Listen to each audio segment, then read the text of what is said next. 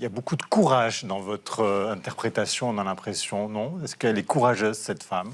Oui, elle est courageuse et je pense elle se voit en Fatima aussi, puisqu'elle est un peu plus âgée. Et je pense que c'est un parcours, des complications de vie qu'elle a connues. Et justement, comme c'est quelqu'un qui a une énergie assez explosive, qui a envie de pouvoir vivre dans le moment présent et se débarrasser un peu de tout ce qui l'en empêche, que ce soit le lien à la famille, aux traditions, à la société, parce que les préjugés viennent de la société, hein, on ne les invente pas nous-mêmes.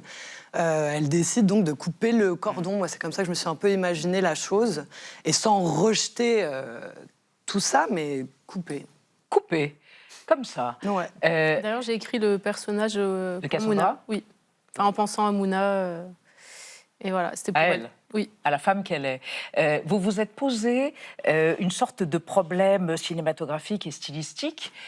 Comment filmer l'émancipation d'une jeune lesbienne sans filmer de scène de sexe? Et ça donne lieu à une scène absolument désopilante d'oralité sexuelle ou de sexe oral, donc de conversation dans une bagnole, où tout l'éventail des possibilités lesbiennes est déployé de manière hallucinante.